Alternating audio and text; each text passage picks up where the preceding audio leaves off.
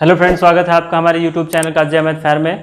दोस्तों, जैसा कि हमने कहा था कि हम अपने इसी चैनल पर सी-टेट की तैयारी, आपकी सी-टेट की पूरी तैयारी कराने वाले हैं। और इसी सिलसिले में आपका एक नया सब्जेक्ट हमने स्टार्ट किया है, बाल मनोविज्ञान यानी मनोविज्ञान का। और इसका पहला चैप्टर है विकास की अवधारणा एवं इसका अधिगम से संबंध। ठीक है दोस्तों, ये पहला चैप्टर है और ये पार्ट 1 वीडियो का पार्ट 1 है। पूरा चैप्टर वाइज अलग अलग वीडियो में पूरे सिलेबस को कवर करेंगे। तो अगर आपने हमारे चैनल को सब्सक्राइब नहीं किया है दोस्तों, तो आप हमारे चैनल को ज़रूर सब्सक्राइब कर लीजिएगा और वीडियो अच्छी लगे तो लाइक भी कर दीजिएगा। चलिए देखिए, आज ये पहला चैप्टर हम स्टार्ट करने वाले हैं और आपको इसके अलावा इसके बाहर से कुछ भी नहीं पढ़ना है। अगर आपने ये वीडियो को पूरा शुरू से लेके अंत तक देख लिया तो आपका समझ लीजिए ये चैप्टर कंप्लीट हो गया। आप सी-टेट के विगत वर्षों के जो प्रश्न पत्र हैं उनको भी उठाकर देख सकते हैं। आप उनको भी आसानी से, इन पे जो सवाल पूछे गए थे उनको भी आसानी से कर सकते हैं। और हम प्रत्येक चैप्टर पे आधारित किस तरह के प्रश्न विगत वर्षों में पूछे गए हैं और किस तरह से पूछे जा सकते हैं, उन प्रश्नों को भी हर चैप्टर के अंत में आपको अभ्यास जरूर कराएंगे ताकि आपकी प्रैक्टिस बन जाए और सी-टेट की शब्दावलियों से आप परिचित हो सके। और एक चीज़ और याद रखिएगा, ये सी-टेट के लिए ही नहीं बल्कि यूपी-टेट और सुपर-टेट के लिए भी आपको उतना ही लाभदायक होगा जितना कि सी-टेट के लिए। ठीक है दोस्तों, आइए वीडियो को स्टार्ट करते हैं। पहला टॉपिक हम विकास लेते हैं। तो विकास क्या है दोस्तों, क्या समझते हैं विकास से? विकास का मतलब होता है आपके व्यवहार में, आपके आकार आकृति में, यानी किसी भी तरह का एक परिवर्तन, वो आपका विकास है। ताकि आपकी जो जीवन शैली है वो बेहतर हो सके।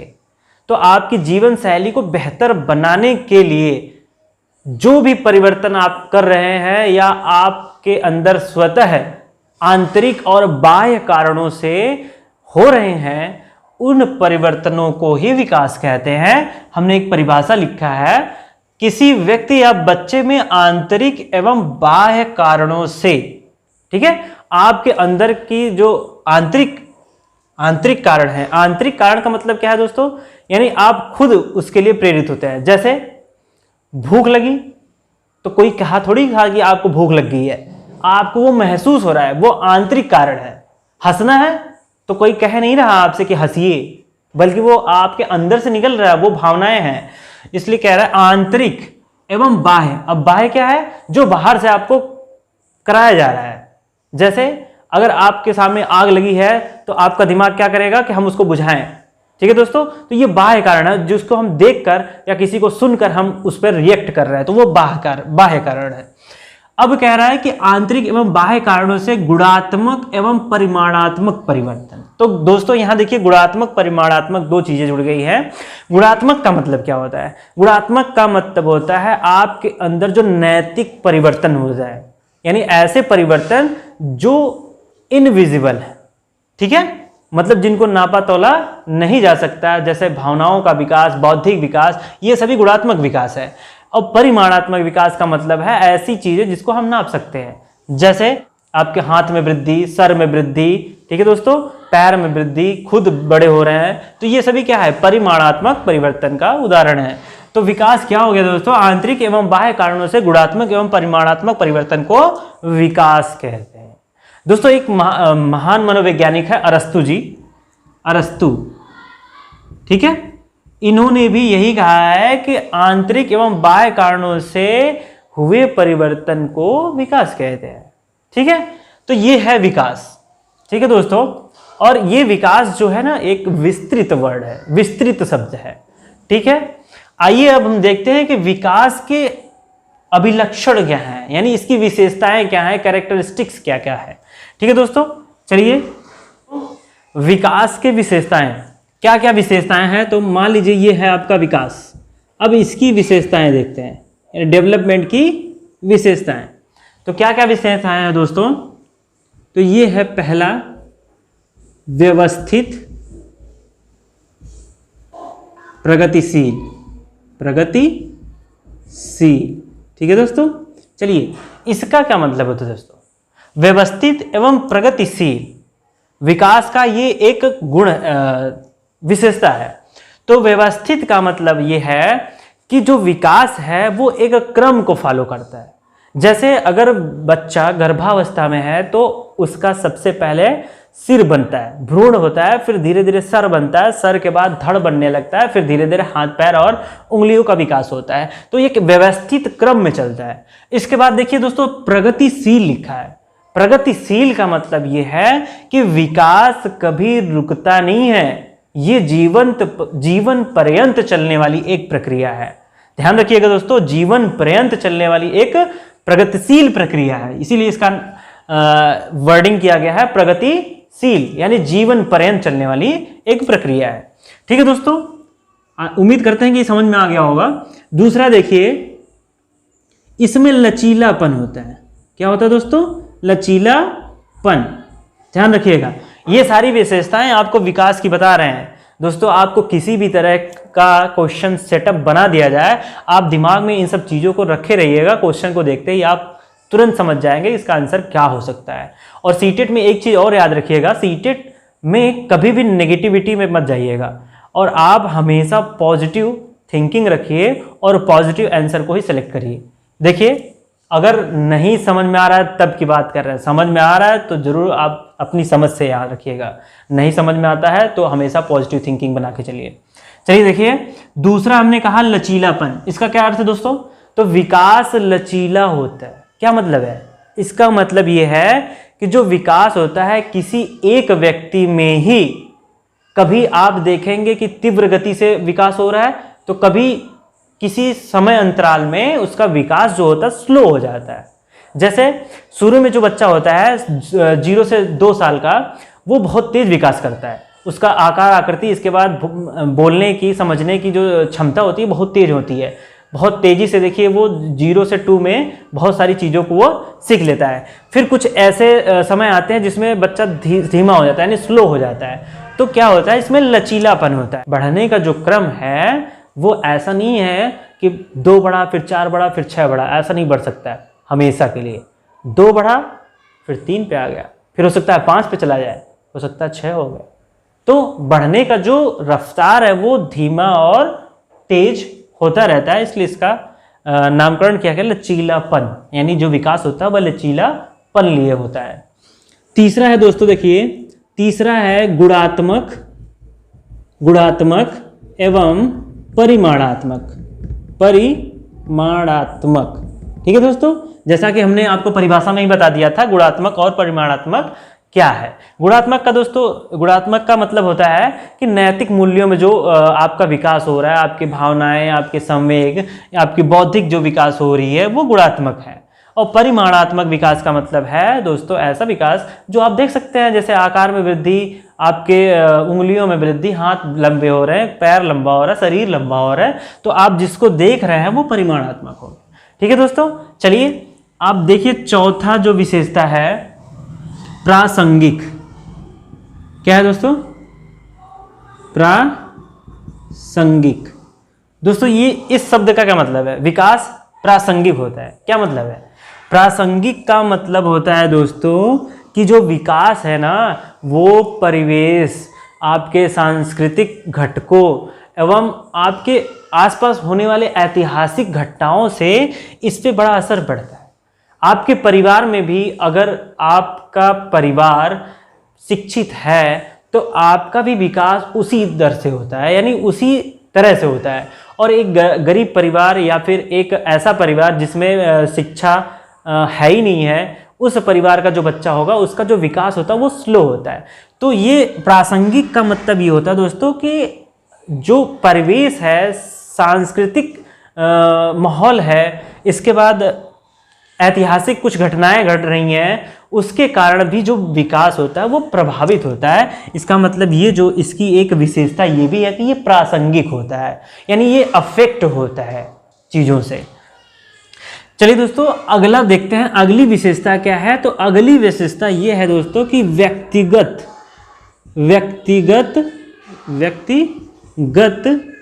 दर में अंतर होता है, दर में अंतर, व्यक्तिगत विकास दर। ठीक है दोस्तों, व्यक्तिगत विकास दर में अंतर, इसका क्या मतलब, ये भी एक विशेषता है इसकी, किसकी, विकास की। तो इसका मतलब ये है कि हर एक व्यक्ति में, प्रत्येक व्यक्ति में विकास की जो दर होती है वो अलग अलग होती है। ऐसा नहीं है कि प्रत्येक बच्चा एक समान तरीके से उसमें विकास हो रहा है, ऐसा नहीं है। किसी बच्चे में तेज विकास हो रहा है तो किसी में स्लो होता है, तो किसी में मीडियम होता है, यानी व्यक्तिगत अंतर होता है उसमें, यानी विकास जो होता है उसमें व्यक्तिगत अंतर पाए जाते हैं। ठीक है दोस्तों, अगला देख लेते हैं। अगला है छठा, बहुआयामी। बहुआयामी, ठीक है दोस्तों। तो बहुआयामी का क्या मतलब, विकास जो है बहुआयामी है। बहुआयामी का मतलब इसमें बहुत सारे एस्पेक्ट हैं, यानी बहुत सारे क्षेत्र हैं। ठीक है, इसलिए इसको कहा गया बहुआयामी। यानी विकास जो है शारीरिक होता है, बौद्धिक होता है, संवेगात्मक होता है, अभी आपसे चर्चा करेंगे। तो जो विकास होता है बहुआयामी होता है, यानी इसके बहुत सारे क्षेत्र हैं, बहुत सारे एस्पेक्ट्स हैं, भाग हैं। ठीक है दोस्तों, तो ये 6 विशेषता याद रखिए। और भी सारी विशेषताएं होती हैं, जैसे ये जो है जीवन पर्यंत चलने वाली प्रक्रिया है। और विकास जो है आपका जन्म होने से नहीं स्टार्ट होता, बल्कि गर्भावस्था से ही इस विकास एक बच्चे का स्टार्ट हो जाता है और जीवन पर्यंत उसमें चलता रहता है। ठीक है दोस्तों, तो ये है विकास की विशेषता या अभिलक्षण, कैरेक्टरिस्टिक्स ऑफ डेवलपमेंट। चलिए अगला देखते हैं दोस्तों, विकास के आयाम, यानी कौन कौन से भाग हैं, यानी कौन कौन से क्षेत्र हैं। अभी जैसे हमने चर्चा किया बहुआयामी का, तो विकास के आयाम क्या हैं। ठीक है, चलिए दोस्तों, विकास के आयाम, ये विकास है, इनके कौन कौन से क्षेत्र हैं, कौन कौन से भागों में इनको हम बांट के आसानी से पढ़ सकते हैं। ये पढ़ने के लिए हमने क्षेत्र को बांटा है। तो विकास के आयाम कौन है, एस्पेक्ट्स कौन है, आइए देख लेते हैं उनको। तो हमारा है पहला शारीरिक विकास, शारीरिक विकास। ठीक है दोस्तों, शारीरिक विकास, जैसा कि नाम से जान रहे हैं, विकास, शारीरिक विकास, यानी आपके शरीर में जो भी विकास हो रहा है। ठीक है, जैसे आकार बढ़ रहा है, हाथ का साइज बढ़ रहा है, पैर का साइज बढ़ रहा है, हेड बढ़ रहा है। ठीक है दोस्तों, तो इस तरह का जो वृद्धि है वो शारीरिक विकास है। ठीक है, अगला आते हैं दूसरे नंबर पे। तो हमारा दूसरा है मानसिक विकास। क्या है दोस्तों, मानसिक विकास। उम्मीद है कि ये भी समझ में आ रहा होगा। मानसिक विकास का मतलब है दोस्तों, आपके बुद्धि में जो विकास हो रहा है, आपके समझने, सोचने और कोई भी कार्य करने की जो क्षमता का विकास हो रहा है, वो मानसिक विकास है। ठीक है दोस्तों, शरीर का विकास का मतलब जो आपको सामने दिख रहा है कि हाँ शरीर पहले इतना सा था, अब इतना हो गया, अब इतना हो गया, है ना। तो ये शरीर का शारीरिक विकास है। मानसिक विकास का मतलब है आपके सोचने समझने की जो क्षमता है, प्रॉब्लम सॉल्विंग नेचर है, उसमें जो विकास हो रहा है वो मानसिक विकास हो गया। ठीक है दोस्तों, तीसरा है दोस्तों सांवेगिक विकास। क्या है, सांवेगिक विकास। ठीक है दोस्तों, तो सांवेगिक विकास का क्या मतलब होता है। सांवेगिक का मतलब होता है संवेग का विकास, यानी क्रोध, भय, स्नेह, खुशी, इन सभी भावों का जो विकास होता है वो संवेगिक विकास होता है। जैसे कपिल शर्मा का शो देख के आप हंस दिए, तो क्या है, संवेग है, आपका संवेग बाहर आ रहा है। एक आग पड़ाका किसी ने जड़ दिया, आप रोने लगे, ये भी संवेग है ना। तो थोड़े से बड़े हो गए, आपको बेइज्जती फील हो रही है, तो तुरंत क्रोधित हो जाएंगे, हमको एक पड़ाका मार दिया, है ना। चलिए, तो संवेग का विकास है। और अचानक से किसी कुत्ते को देख लिया या शेर देख लिया तो भय हो गई। ठीक है, तो ये संवेग विकास है, ये संवेग का जो विकास होता है सांवेगिक विकास है। अगला हम आते हैं दोस्तों चौथे नंबर पे, तो क्रियात्मक विकास। क्रियात्मक विकास का मतलब होता है दोस्तों मोटर डेवलपमेंट। ठीक है, तो दोस्तों क्रियात्मक विकास क्या है। क्रियात्मक विकास का मतलब है किसी की कार्य करने की क्षमता में जो विकास होता है वो क्रियात्मक विकास होता है। जैसे एक नवजात शिशु जो होता है वो कोई कार्य करने में अक्षम होता है, फिर धीरे धीरे वो अलग अलग कार्यों को करने में सक्षम होता है। जैसे जैसे उसकी आयु बढ़ती जाती है वो अलग अलग कार्यों को करने में सक्षम होता है। उसका मतलब उसमें मोटर डेवलपमेंट स्टार्ट हो जाता है, यानी क्रियात्मक की शुरुआत हो जाती है। चलिए अगला जो एस्पेक्ट है भाषाई विकास। पांचवा है भाषाई विकास। ठीक है दोस्तों, ये भाषाई विकास का मतलब क्या है? विकास किस क्षेत्र में? भाषाई विकास, यानी भाषा में। तो भाषा के क्षेत्र में जैसे शिशु जब पैदा होता है तो उसके पास अपनी कोई भाषा नहीं होती है, बल्कि वो अपने परिवेश में जो भी भाषाएं सीख रहा है, अपने परिवेश, अपने परिवार, अपने माता पिता से जो भी धीरे धीरे सीखता है, उसका भाषाई विकास वहीं से, अपने परिवार से, अपने माता पिता से स्टार्ट हो जाता है। और आयु बढ़ने के साथ साथ उसके अंदर शब्द भंडार, तर्क करने की क्षमता, यानी हर तरह की भाषाई दाव पेच उसमें विकसित होने लगते हैं। तो दोस्तों ये है भाषाई विकास। अगला एस्पेक्ट देखते हैं, यानी विकास को और किन क्षेत्रों में बांटा जा सकता है। तो अगला हमारा है दोस्तों छठा, सामाजिक विकास। कौन सा विकास दोस्तों? सामाजिक विकास। ठीक है, अब ये सामाजिक विकास क्या है दोस्तों? तो सामाजिक विकास का मतलब होता है हम, यानी मनुष्य एक सामाजिक प्राणी। आपको समाज में रहना है, और समाज में रहना तो समाज के नियम कानून आपको जानने पड़ेंगे, और उसमें आपको अपने आप को संतुलित और उसमें आपको फिट रखना है। ठीक है, तो प्रत्येक बच्चा जब वो नवजात होता है, यानी जब जन्म लेता है, तो धीरे धीरे अपने परिवार के नियम कानून, फिर अपने समाज के नियम कानून, किस तरह की चीज करने पे दंडित होना है, कब लोग प्रशंसा करते हैं, इस तरह के जब भाव उसमें डेवलप होते हैं, यानी समाज के प्रति उसका एक सोच विकसित हो जाती है, तो उसको कहते हैं सामाजिक विकास। ताकि वो बच्चा उस समाज में अपने आप को फिट रख सकते, यानी उसमें आप अपने आप को ढाल सके, तो उसमें सामाजिक विकास की आवश्यकता होती है। हर व्यक्ति के अंदर ये विकास अपने आप स्वतः हो जाता है, क्योंकि इंसान जो होता है ना, वो एक सामाजिक प्राणी है। चलिए दोस्तों, अब पढ़ते हैं। ये तो आपने विकास पढ़ लिया, अब आते हैं वृद्धि पे। ठीक है दोस्तों, एक टर्म आता है वृद्धि, तो वृद्धि देख लेते हैं, वृद्धि क्या है, इसके बाद विकास। उन दोनों में अंतर भी समझेंगे कि वृद्धि और विकास में अंतर क्या है। अक्सर लोग वृद्धि और विकास को एक समझ लेते हैं, और ऐसा होता नहीं है।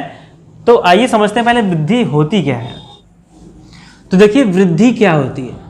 वृद्धि क्या है दोस्तों? वृद्धि, एक नवजात शिशु जब जन्म लेता है तो इतना सा होता है, फिर धीरे धीरे आयु बढ़ने के साथ साथ उसका आकार बढ़ने लगता है, हाथ बढ़ने लगता है, उंगलियां बड़ी होने लगती हैं, यानी सब कुछ धीरे धीरे वृद्धि होने लगता है उसमें। और वृद्धि एक सीमित वर्ड है, एक सीमित वर्ड है, यानी इसका मतलब ये है कि हर इंसान और हर सजीव का लगभग एक एज होती है जिसपे उसका वृद्धि जो होता है वो रुक जाता है, उसके बाद उसमें वृद्धि नहीं होती है दोस्तों। ठीक है, तो वृद्धि का मतलब यही है कि जो विजिबली तरीके से, यानी जिसको हम देख सकते हैं, उस तरह से जो परिवर्तन हो रहे हैं किसी भी व्यक्ति या बच्चे में, वो मतलब है वृद्धि, जिसको हम नाप सकते हैं। ठीक है, चलिए अब देखते हैं कि वृद्धि और विकास में अंतर क्या है। क्या दोनों एक ही चीज है? ठीक है दोस्तों, तो विकास और वृद्धि ये दोनों को देखते हैं कि क्या है। ठीक है, विकास और वृद्धि। तो दोस्तों एक चीज ये समझ लीजिए, ये जो विकास है ना, ये बहुत बड़ी चीज है, इसी का एक भाग है वृद्धि। ठीक है, अगर आपका शरीर वृद्धि कर रहा है, यानी आप छोटे से बड़े हो रहे हैं, तो वो विकास भी कहलाएगा, और वृद्धि तो है ही है, वृद्धि करा है। ठीक है, तो विकास जो है, सॉरी वृद्धि जो है, ये विकास का एक अंग है। तो दोस्तों इसको डिफरेंशिएट करते हैं, इसमें अंतर करते हैं, क्या क्या अंतर है। तो दोस्तों पहला अंतर ये है कि जो विकास होता है वो जीवन पर्यंत चलने वाली एक प्रक्रिया है, जीवन पर्यंत चलने वाली। ठीक है, और वृद्धि जो होता है वो एक समय के बाद, एक एज के बाद रुक जाती है, यानी ये जीवन पर्यंत नहीं है, जीवन पर्यंत चलने वाली प्रक्रिया नहीं है। ठीक है, नहीं है। ठीक है, आप समझ लीजिएगा। इसके बाद दोस्तों देखिए दूसरा ये कि जो विकास है ये एक विस्तृत शब्द है, इसके अंतर्गत क्या होता है, वृद्धि समाहित हो जाता है। इसका मतलब ये एक विस्तृत वर्ड है। क्या है दोस्तों? विस्तृत है, और ये सीमित है, इसका क्षेत्र क्या है? सीमित है। ठीक है दोस्तों, ध्यान रखिएगा, ये दूसरा अंतर है दोस्तों। अब देखिए तीसरा, विकास जो है वो परिमाणात्मक प्लस गुणात्मक दोनों होता है। परिमाणात्मक और गुणात्मक दोनों होता है, लेकिन जो वृद्धि होती है वो केवल परिमाणात्मक होती है, यानी जिसको आप नाप सकते हैं बस वही होता है। ठीक है दोस्तों, चलिए, तो उम्मीद है कि आप लोग वृद्धि और विकास में अंतर समझ रहे होंगे।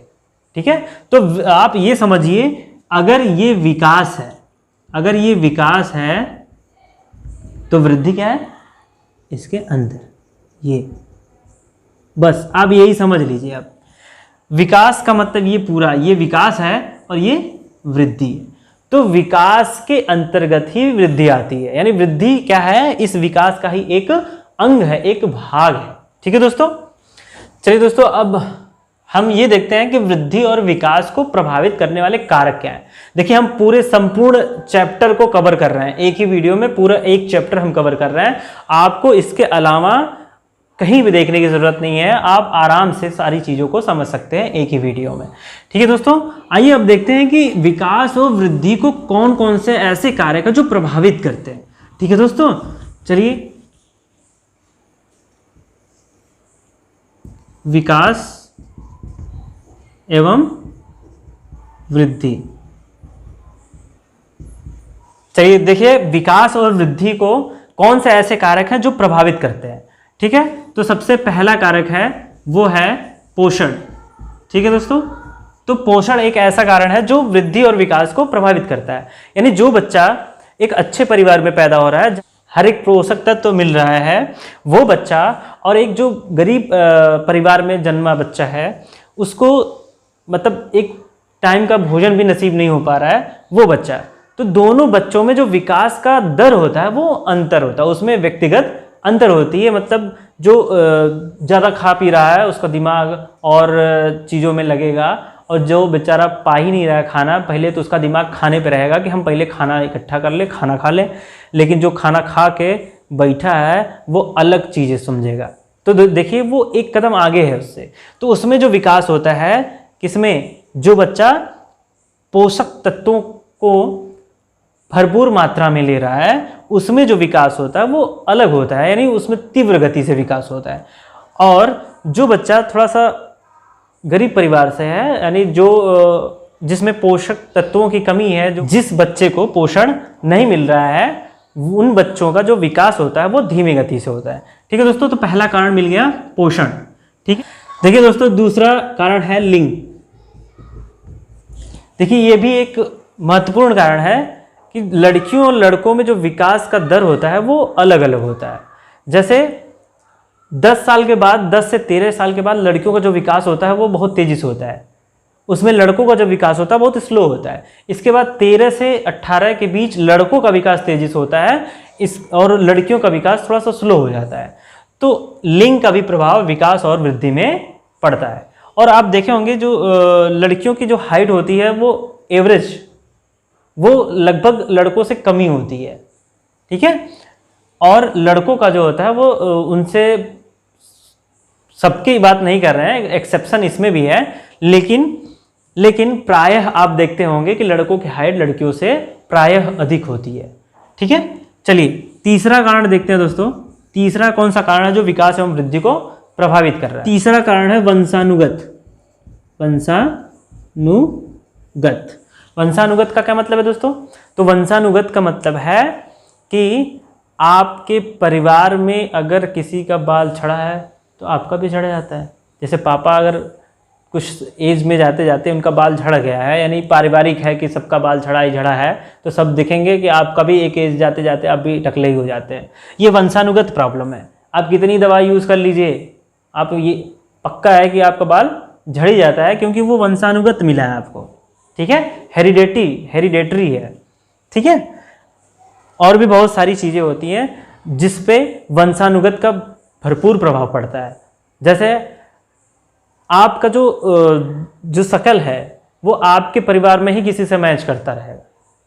दूसरी बात ये कि जिस तरह का विकास आपके पेरेंट लोग करते हैं या आपके दादा परदादा कर रहे हैं, उसी तरह की आपकी भी हाइट होती है। तो इसका मतलब ये है कि वंशानुगत यानी आपके पेरेंट्स की जो विशेषता है वो आपके अंदर भी ट्रांसफर हो जाती है। तो विकास और जो वृद्धि है वो वंशानुगत यानी आपके जो पूर्वज है उन पर भी डिपेंड करता है, उनसे भी प्रभावित होता है, उनके गुणों से, उनके आकार आकृति से भी आप प्रभावित होते हैं। चलिए चौथा कारण देखते हैं दोस्तों। चौथा जो रीजन है जो इसको प्रभावित करता है वो क्या है? तो चौथा रीजन है दोस्तों अंतःस्रावी ग्रंथियां। अंतःस्रावी ग्रंथियां, ठीक है। अंतःस्रावी ग्रंथियां का क्या मतलब है दोस्तों? अंतःस्रावी ग्रंथियां का मतलब है कि आप में अलग, सब में जो है हार्मोन्स होते हैं, हर चीज के डेवलपमेंट के लिए हार्मोन्स होते हैं। तो किसी किसी में हार्मोन्स ज़्यादा होते हैं तो उसका डेवलपमेंट ज़्यादा हो जाता है। जैसे किसी किसी में देखेंगे आप दाढ़ी ज़्यादा हो जाती है किसी की, जैसे मेरी है तो मेरे अंदर हो सकता है इसकी हार्मोन्स ज़्यादा हो। और किसी किसी में देखेंगे किसी किसी लड़के के जो दाढ़ी बाड़ी होती है, कहीं कहीं चिलगोजरों जैसा, कहीं इधर है तो कहीं इधर है, तो उनमें हार्मोन्स की कमी होती है। तो हार्मोन्स भी विकास और वृद्धि को भरपूर प्रभावित करते हैं। ठीक है। अगला जो प्रभावित करने वाला कारक है वो है वायु एवं प्रकाश। वायु एवं प्रकाश। तो दोस्तों विकास एवं वृद्धि को वायु एवं प्रकाश भी प्रभावित करता है। अगर आपको वायु और प्रकाश ना मिले तो सोचिए आपका विकास कैसे होगा? आपका तो सांसें फूल जाए, है ना। अगर वायु ना मिले तब तो यूं ही आप निकल लेंगे, विकास क्या करेंगे, है कि नहीं। चलिए प्रकाश भी जरूरी है। प्रकाश अगर ना मिले तो विटामिन डी कहाँ से मिलेगा आपको? तो विटामिन डी भी तो ज़रूरी है। और ऐसा नहीं, आप पौधों में भी देख लीजिए, अगर प्रकाश उनको ना मिले तो वो अपना भोजन नहीं बना पाएंगे, तो उनका डेवलपमेंट कैसे होगा। तो विकास एवं वृद्धि में वायु एवं प्रकाश भी भरपूर तरीके से इनको प्रभावित करते हैं। ठीक है दोस्तों। चलिए दोस्तों छठा रीजन देखते हैं। तो छठा जो कारक है वो है शारीरिक क्रिया। शारीरिक क्रिया। दोस्तों शारीरिक क्रिया क्या का मतलब है? शारीरिक क्रिया का मतलब है आप जो व्यायाम करते हैं, ठीक है। तो व्यायाम जो आप करते हैं वो भी आपके विकास और वृद्धि को प्रभावित करता है। जैसे जो बंदा जिम में जा रहा है उसकी बॉडी देखिए, यूं डोले सोले निकाला रहता है ना। और एक जो खा के सोया रहता है वो पेट निकाले रहता है ना, तो वो भी तो कुछ निकाला है। फिर ठीक है, देखिए तो शारीरिक क्रिया का मतलब है जो व्यायाम करते हैं उनमें जो विकास होता है, वृद्धि होता है। और जो नॉर्मल पर्सन है यानी जो कोई विकास यानी शारीरिक क्रिया नहीं कर रहा है उसमें जो विकास होता है उसमें भी अंतर होता है। तो यानी शारीरिक क्रिया भी विकास और वृद्धि को प्रभावित करते हैं। ठीक है दोस्तों। चलिए अब देखते हैं कि वृद्धि की अवस्थाएं, वृद्धि की कौन कौन सी अवस्थाएं हैं दोस्तों, हम उनके बारे में अगले चैप्टर में पढ़ेंगे। इसलिए यहाँ बस थोड़ा सा उनको जान लेते हैं कि किन किन कैटेगरी में हमको डिवाइड किए हैं यानी वृद्धि की अवस्थाओं को। तो देखिए दोस्तों वृद्धि की अवस्थाएं, वृद्धि की अवस्थाएं यानी किन किन अवस्थाओं में हमने इनको बांट रखा है, हमने यानी मनोवैज्ञानिकों ने। ठीक है दोस्तों। आइए देखते हैं कि वृद्धि की कौन कौन सी अवस्थाएं हैं दोस्तों। तो पहली जो अवस्था है वो शैशवा काल की अवस्था है। शैशवा काल। ठीक है दोस्तों, ये क्या है? तो वृद्धि की अवस्थाएं में सबसे पहला जो हमने बांटा है वो शैशवा काल अवस्था। शैशवा काल की जो अवस्था है दोस्तों वो 0 से 2 वर्ष तक होती है। 0 से 2 वर्ष तक का जो समय होता है वो शैशवा काल कहलाता है। और ये जो 0 से 2 वर्ष का समय दोस्तों वो बालकों के लिए यानी जो बच्चा, नवजात बच्चा है उसके लिए बहुत ही स्पेशल होता है। उसमें उसकी जो शारीरिक और मानसिक विकास होता है वो बहुत ही तीव्र गति से होता है। यानी शारीरिक प्लस मानसिक विकास जो है ये तीव्र गति से होता है। इसकी एक विशेषता है इस अवस्था की कि शारीरिक और मानसिक विकास जो है बहुत तेजी से होता है। सोचिए 2 ही साल में बच्चा चलने भी लगता है, थोड़ा बहुत बोलना भी सीख लेता है। क्या हम मात्र 2 साल में इतना कुछ सीख सकते हैं? इस एज में नहीं सीख सकते हैं। लेकिन ये जो 0 से 2 वर्ष की अवस्था है ना दोस्तों, उसमें शारीरिक प्लस मानसिक जो चेतना है वो बहुत ही तीव्र गति से विकसित होती है। तो ये पहली अवस्था थी शैशवा काल की अवस्था। दोस्तों इसके बारे में आगे भी हम बहुत आगे भी हम विस्तार से पढ़ेंगे, इसलिए इतना आप जान लीजिए कि शैशवा काल कब से कब तक का होता है, इसमें इसकी खास विशेषता क्या है। दूसरा देख लेते हैं दोस्तों। तो दूसरा है बाल्यकाल। क्या है? बाल्यकाल। ठीक है, और ये होता है 2 से 12 वर्ष। 2 से 12 वर्ष। और दोस्तों इस बाल्यकाल को हम 2 भागों में डिवाइड कर सकते हैं। देखिए, एक है पूर्व बाल्यकाल, पूर्व बाल्यावस्था, और इसको कह सकते हैं उत्तर बाल्यावस्था। इसको इसलिए डिवाइड कर रहे हैं दोस्तों ताकि देखिए यहाँ पे 10 साल का गैप है, और इस 10 साल में काफ़ी कुछ बदलाव होते हैं, इसलिए थोड़ा सा इनको और छोटे छोटे काल में डिवाइड कर लेते हैं ताकि हमें बालक के विकास के बारे में लगभग एक्यूरेट इंफॉर्मेशन मिल सके। इसलिए हमने इसमें क्या किया, 2 भागों में मनोवैज्ञानिकों ने इसको डिवाइड कर रखा है। पूर्व बाल्यावस्था जो 2 से 6 वर्ष के लिए है, 2 से 6 वर्ष, और जो उत्तर बाल्यावस्था है वो 6 से 12 वर्ष है। ठीक है दोस्तों। तो दोस्तों देखिए, बाल्यकाल की विशेषता तो बहुत सारी है, अब इनको हम इनके आधार पर देखते हैं। तो पूर्व बाल्यावस्था जो है वो 2 से 6 वर्ष है, और इस 2 से 6 वर्ष में आपके घर अगर बच्चे हों तो ज़रूर उनको ऑब्जर्व करिएगा, नोटिस करिएगा कि इस 2 से 6 वर्ष में जो बच्चे होते हैं वो उनके अंदर ना दोहराव की प्रक्रिया होती है, अनुकरण करते हैं। आप जो करेंगे, आप जो बोलेंगे, सेम वही दोहराते हैं। जैसे आप कहेंगे पानी पी लो, तो वो केवल पानी नहीं पिएंगे, वो भी कहेंगे पानी पी लो, है ना। अगर आप एक पैर उठा रहे हैं तो वो भी एक पैर उठा लें, यानी वो अनुकरण करते हैं आपको। तो इस 2 से 6 वर्ष यानी पूर्व बाल्यावस्था की जो एक विशेषता है वो है अनुकरण की, यानी इसमें जो बच्चे होते हैं वो अनुकरण करने लगते हैं, या इसमें दोहराव की प्रवृत्ति होती है। दोहराव, आप जो बोलेंगे या बच्चा जो भी सुनता है उसको दोहराने की कोशिश करता है। ठीक है, इस तरह का ये है पूर्व बाल्यावस्था का एक खास विशेषता इसकी। इसके बाद है दोस्तों उत्तर बाल्यावस्था। इस उत्तर बाल्यावस्था की जो खास विशेषता है वो ये है दोस्तों कि इस अवस्था में जो बच्चा होता है ना, इसमें बौद्धिक विकास होना स्टार्ट हो जाता है। बौद्धिक विकास तो वैसे यहाँ से स्टार्ट है, सब चल रहा है, लेकिन इसमें तीव्र गति से बौद्धिक विकास होने लगता है। बौद्धिक के साथ साथ बच्चा थोड़ा सा सामाजिकता में भी चला जाता है, यानी समाज में भी निकलने लगता है नहीं। 6 से 12 वर्ष का जो बच्चा होगा वो समाज में भी धीरे धीरे चलने लगता है, सामाजिकता आ जाती है उसमें।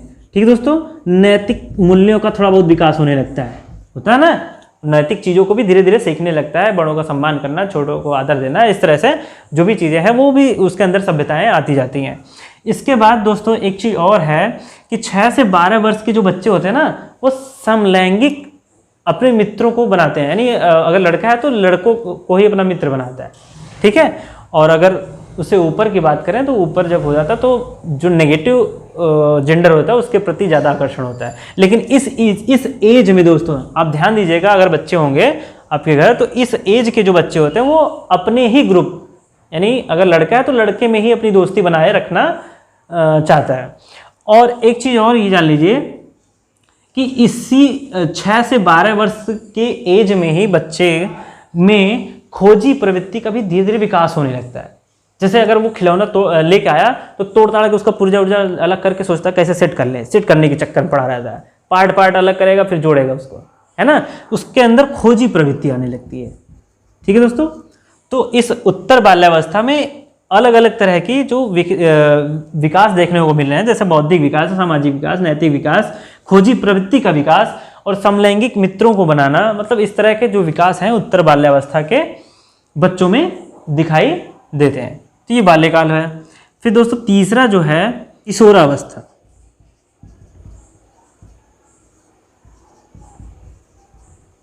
किशोरावस्था, और ये है 12 से 18 वर्ष। ठीक है दोस्तों, 12 से 18 वर्ष। दोस्तों याद रखिए, ये किशोरावस्था सबसे बड़ा भूकंप वाला अवस्था होता है, यानी यही अवस्था ऐसी होती है जिसमें बच्चे बिगड़ जाते हैं या तो बन जाते हैं। और ये अवस्था का जो मेन विशेषता ये है कि इसमें अपने जीवन को लेके यानी स्वयं केंद्रित होता है, यानी खुद को बहुत कुछ मानते हैं और दूसरों को थोड़ा सा ये माना जाता है कि मतलब हम बहुत कुछ जानते हैं, हम ये कर सकते हैं, हम ये वो कर सकते हैं। मतलब इस एज के जो बच्चे होते हैं इनमें बहुत ही ज़्यादा एनर्जेटिक होते हैं और इनमें कार्य करने की क्षमता भी बहुत होती है। और दूसरी बात ये कि बहुत ही उथल पुथल की अवस्था होती है। उथल पुथल जो किशोरावस्था होता है वो उथल पुथल की आवश्यकता होती है। इसमें बच्चे का जो मन होता है इधर उधर भटकता रहता है, एक जगह स्थिर नहीं होता है। और इसमें एक कह सकते हैं कि ये परिपक्वता की तरफ बढ़ने का एक कदम है। किशोरावस्था के बाद वो धीरे धीरे वो परिपक्वता उसके अंदर आने लगती है। दूसरी चीज़ ये समाज में भी मतलब निकलने लगता है, बोलने लगता है, उनके सामाजिक नियमों को और जो भी मान्यताएं हैं और जो भी परंपराएं हैं उनको वो समझने लगता है। उनमें भी वो उसमें तर्क संगत खुद को उसमें प्रस्तुत करने लगता है कि ये नियम ऐसे है, ऐसे हो सकता है। तो दोस्तों किशोरावस्था में जो बच्चे हैं उनमें प्रजनन अंगों का भी विकास होने लगता है, इसलिए नेगेटिव जेंडर के प्रति इनका जो अट्रैक्शन होता है किशोरावस्था में वो तीव्र हो जाता है, वो बढ़ जाता है। ठीक है दोस्तों, चलिए, तो यही वह अवस्था है जिसमें लोग भागने पर आने की भी बातें सोचने लगते हैं, ये अवस्था। इसीलिए इसको उथल पुथल तूफान की अवस्था बोली जाती है। ठीक है, चलिए अगला अवस्था जो है चौथी वाली वो प्रौढ़ावस्था है। कौन सी अवस्था दोस्तों? प्रौढ़ावस्था। ठीक है, प्रौढ़ावस्था कितना है दोस्तों? तो 18 से मृत्यु तक। ठीक है, प्रौढ़ावस्था 18 से मृत्यु तक होता है। इसकी विशेषता ये है कि इसमें जो व्यक्ति होता है वो पूरी तरह से परिपक्व होने लगता है और सामाजिक, सांस्कृतिक और सांवेगिक तरीके से अपने आप को संतुलन में बना लेता है और अब एक समाज में अपनी एक अलग छवि भी इसी एज में अपना बना लेता है। ठीक है, प्रौढ़ावस्था में। तो प्रौढ़ावस्था को भी 3 कैटेगरी में बांटा गया है। वो प्रौढ़ावस्था, ठीक है दोस्तों, तो ये है 18 से 40 वर्ष तक। फिर दूसरा है दोस्तों परिपक्व प्रौढ़ावस्था। परिपक्व प्रौढ़ावस्था, ठीक है, और ये है 40 से 65 है वृद्ध प्रौढ़ावस्था। ठीक है दोस्तों, और जो वृद्ध प्रौढ़ावस्था है वो 65 से मृत्यु तक। ठीक है, तो इन 3 कैटेगरियों में बांटा गया दोस्तों। और इनमें क्या है कि धीरे धीरे पूरी तरह से परिपक्वता आने लगती है, इसमें हल्का कम होता है और ये पूरी तरह से परिपक्व हो जाते हैं। जो परिपक्व प्रौढ़ावस्था है इसमें 40 से 65 वर्ष तक का आता है एज, और इसमें जो व्यक्ति होता है पूरी तरह से परिपक्व हो जाता है, हर तरह के दांव पेच आसानी से लोगों के समझ जाता है, समाज के भी, और वो खुद उस समाज में संतुलन बना के चल पाता है। इसके बाद वृद्ध प्रौढ़ावस्था है तो दोस्तों इसमें अनुभव का भरमार होता है। जैसे आपने दादा से अलग अलग कहानियाँ सुनी हैं, अलग अलग तरह की बातें सुनेंगे, अब उनसे सुनेंगे तो वो बहुत ही पहले ही प्रेडिक्ट कर देते हैं कि वो सामने वाले को देख के बता देते हैं कि ये बंदा कैसा होगा। तो ये वृद्ध प्रौढ़ावस्था, इनके पास अनुभव का भरमार होता है, यानी बहुत सारे लोगों को झेला इन्होंने, हर तरह के परिस्थितियों को, हर तरह के व्यक्ति को, हर तरह की चीज़ों को इन्होंने फेस किया होता है। तो ये वाली जो अवस्था होती है वो पूरी तरह से अनुभवी होते हैं। ठीक है दोस्तों, तो ये था हमारा विकास की अवधारणा एवं इसका अधिगम से संबंध। तो दोस्तों हम जब विकास और वृद्धि को समझेंगे, जब एक बच्चे के विकास और वृद्धि के क्रम और किस तरह का विकास वृद्धि हो रहा है उसको समझेंगे, तो उसके साथ हम अधिगम, उस बच्चे का अधिगम स्तर हम बढ़ा सकते हैं। तो दोस्तों अधिगम क्या है? अधिगम का मतलब होता है सीखना। क्या? सीखना। अधिगम मतलब होता है सीखना, यानी लर्निंग। और लर्निंग कैसा? अधिगम का मतलब है ऐसा सीखना जिसमें व्यवहार में परिवर्तन हो, वो स्थायी रूप से हो। जैसे आप सुबह उठते हैं तो सुबह उठना, ब्रश करना और भी जो नित्य काम है उसको करना, तो आपने धीरे धीरे नवजात बच्चा जो होता है वो धीरे धीरे ये सारी चीज़ें सीखता है और इसमें स्थायित्व आता है और ये रेगुलर करने लगता है, तो वो सीखना होता है, इसको कहते हैं सीखना। यानी जो प्रायः आपके व्यवहार में उतर जाए वो अधिगम होता है। तो दोस्तों, अगर वृद्धि और विकास का कॉन्सेप्ट आपको क्लियर होगा तो आप उस बच्चे को, जो बच्चे का अधिगम स्तर होगा, उसमें इन चीज़ों का प्रयोग करते हुए आप उनको बेहतर शिक्षा प्रोवाइड कर सकते हैं। तो उम्मीद करते हैं दोस्तों आपको ये वीडियो अच्छी लगी होगी, और अगर अच्छी लगी है तो हमारे चैनल को ज़रूर सब्सक्राइब करिएगा और शेयर भी ज़रूर करिएगा।